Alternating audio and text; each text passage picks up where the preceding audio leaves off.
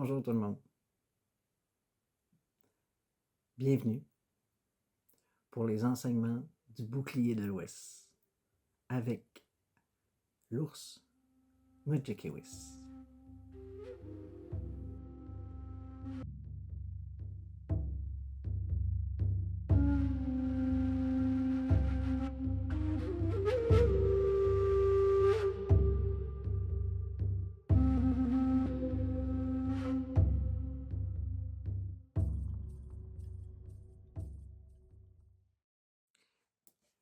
Quand on est à l'Ouest, la saison, c'est l'automne.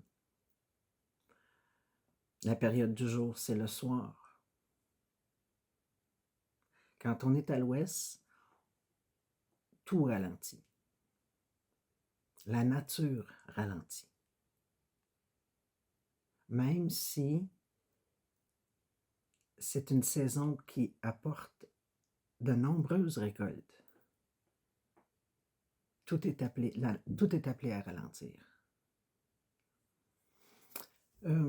On n'est plus dans l'effervescence de l'été. On a encore des très belles journées à l'automne. Il fait encore très beau à l'automne. Les couleurs sont belles, les feuilles sont d'un rouge et d'un or et d'un orange. C'est vraiment beau. Mais c'est quand même la direction qui nous prévient que tout va commencer à ralentir et pour finir par arrêter. La nature prend un congé, une façon de voir les choses. Quand on est à l'ouest, on est avec l'ours. Et l'ours, c'est ce qu'il nous enseigne. Il nous enseigne que le moment est venu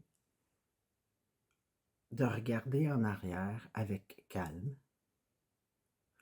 pour voir, pour faire une analyse de la situation, pour faire une analyse avec le recul. Qu'est-ce qui s'est passé depuis le printemps? Qu'est-ce qui s'est passé cet été? Qu'est-ce qui s'est passé sur le bouclier de l'Est et sur le bouclier du Sud?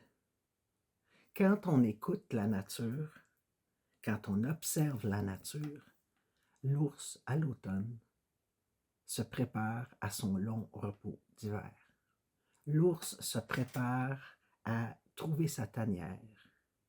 Depuis qu'il est sorti de sa tanière au printemps, l'ours vit en fonction qu'à l'automne, il va devoir avoir assez de graisse, assez d'énergie pour traverser tout son hiver dans un profond sommeil. Là, ça se peut que vous entendez mon minou chialer là, parce qu'elle est à côté de moi, puis elle avait embarqué, puis elle fait des miens. Ça se peut que vous l'entendiez chialer un petit peu. Ma Chloé veut venir me trouver. Bon, on retourne à notre ours. On ne vit pas dans une société où il est nécessairement permis de ralentir, encore moins de se reposer. Hey, se reposer, mon Dieu, tu t'es reposé, comment tu fais? Mais oui, il faut prendre le temps. C'est ça que l'ours nous enseigne. L'enseignement principal de l'ours, c'est d'accepter qu'on ait chacun notre rythme. Hey, ça, je vous le parle là, depuis le printemps, depuis la porte d'entrée, là, la porte d'or là, de Golden Door, je vous en ai parlé, je m'en souviens. Je vous en ai parlé au sud, puis là, on est à l'ouest. Là, sur le bouclier de l'ouest, c'est extrêmement important d'écouter son rythme parce qu'on ralentit. L'ours, il ralentit rendu à l'automne. C'est extrêmement important. On a le droit de ne pas avoir le même rythme que notre voisin, qu'un membre de notre famille, que le voisin d'en face, que le voisin d'en haut, que notre plus grand ami. On a le droit de ne pas avoir le même rythme. C'est pas parce que l'autre va faire son jogging que moi, je suis obligé de le suivre dans ça. C'est pas parce que l'autre continue à courir dans tous les sens que moi, j'ai pas le droit de respecter là où je suis rendu. Et c'est ce que l'ours nous enseigne. S'écouter, se respecter, accepter que le temps est venu de ralentir. Accepter que le temps est venu de réfléchir. Au sud, ce n'était pas le temps de réfléchir. Au sud, tout va trop vite. Là, on est à l'ouest. On est en automne. Là, c'est le temps de se poser les vraies questions. On fait une analyse de ce qu'on a vécu depuis le printemps. On se réharmonise, on se rééquilibre par rapport à tout ce qu'on a vécu et on trouve nos réponses. La force de l'ours, c'est aussi ça, cette capacité introspective. La capacité non seulement d'accepter de se poser des questions, mais d'y trouver nos réponses, de trouver nos réponses à l'intérieur. L'ours détient pas partout. Non. Il est réputé pour sa force physique, sa force primale. Et quand on parle d'un ours, là, on ne parle pas d'un petit chat. OK? On s'entend là-dessus. On parle de l'ours.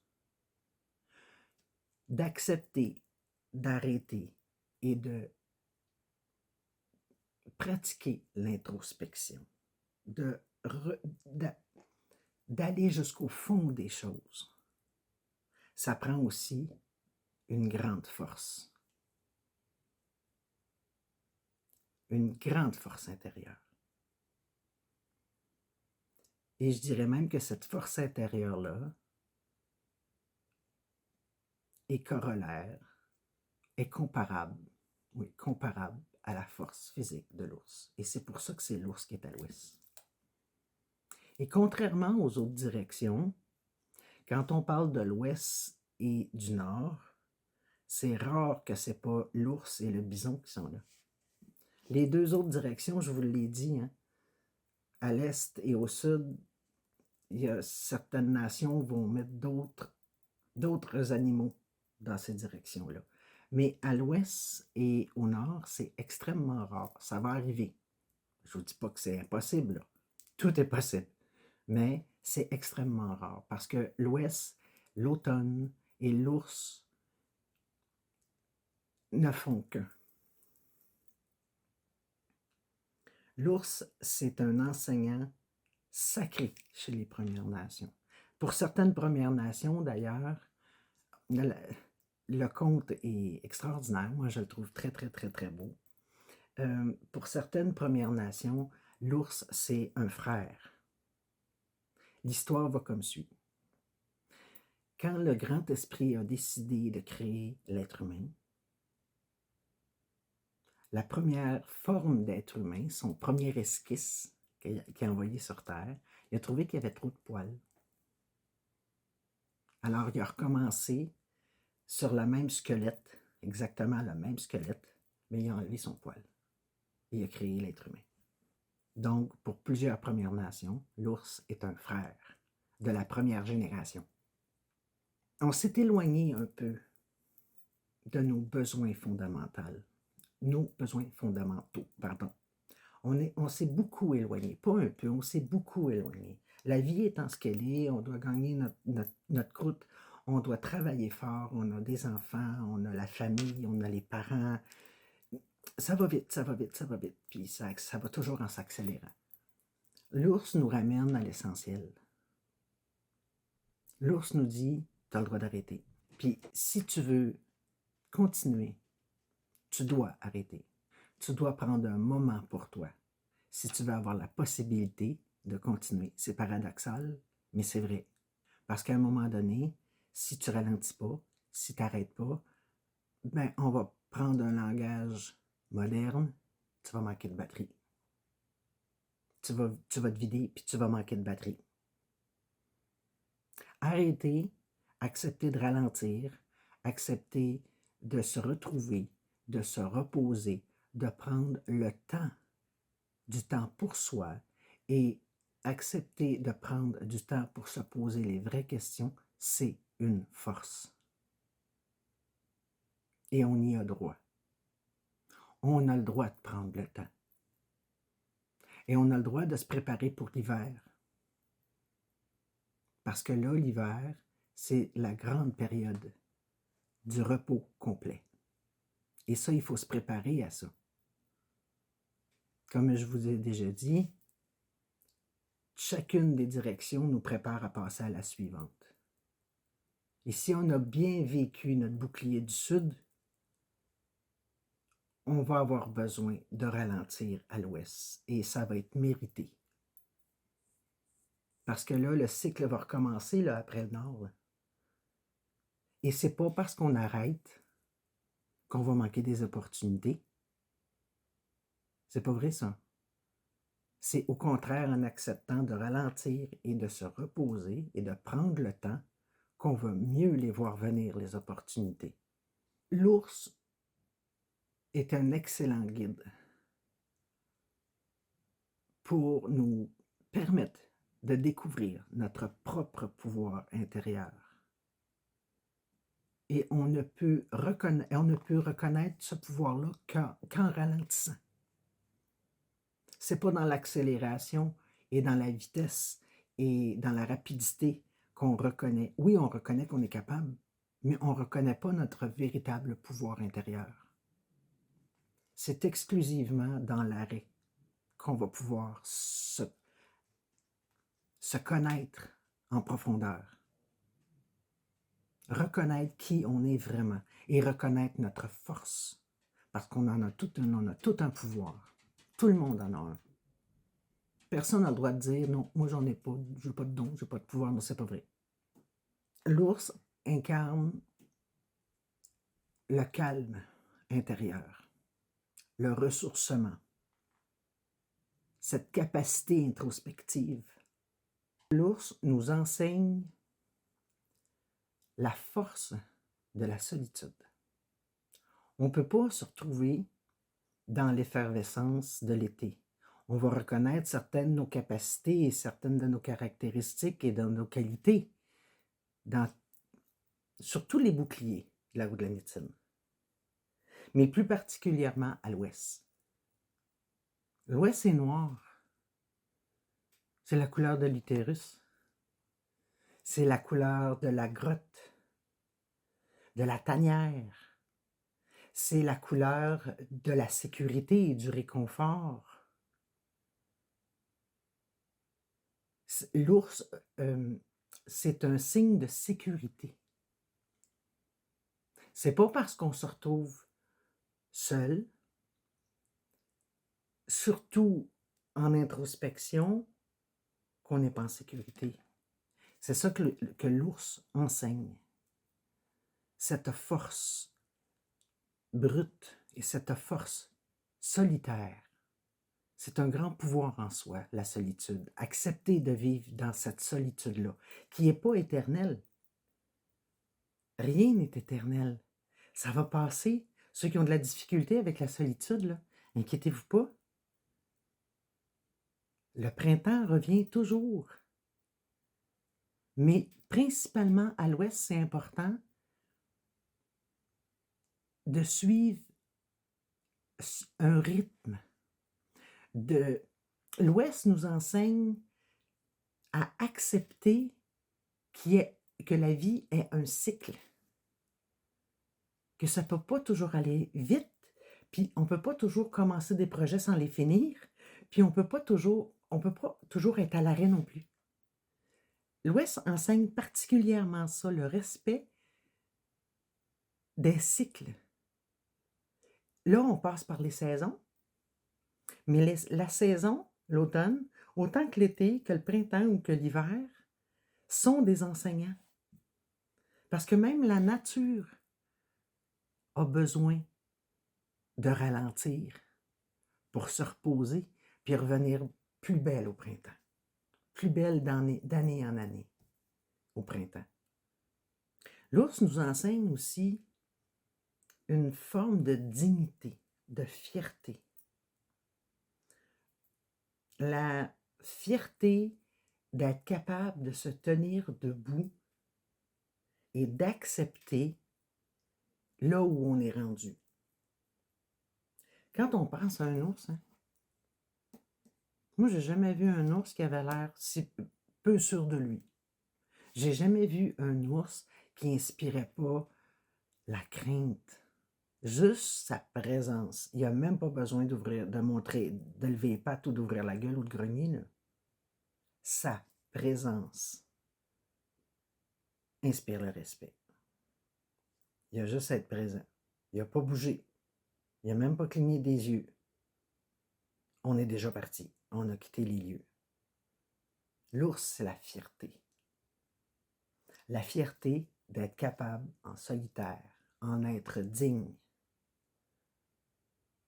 On le sait que l'ours, c'est pas un animal de meute, là. Puis il n'a pas besoin de ses congénères, sauf quand c'est des petits bébés oursons, on s'entend.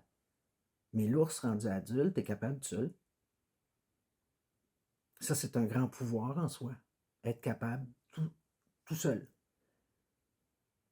Autosuffisance. Et c'est à l'automne, avec l'esprit gardien qui est l'ours, qu'on va être capable de s'énergiser, de récupérer des énergies pour mieux faire face aux défis de la vie. Dans une seule direction, l'Ouest. Elle enseigne, c'est celle qui, selon moi, OK? Comme je vous ai déjà dit, vous êtes discernement, vous n'êtes pas obligé d'être d'accord avec moi. Mais selon moi, l'Ouest enseigne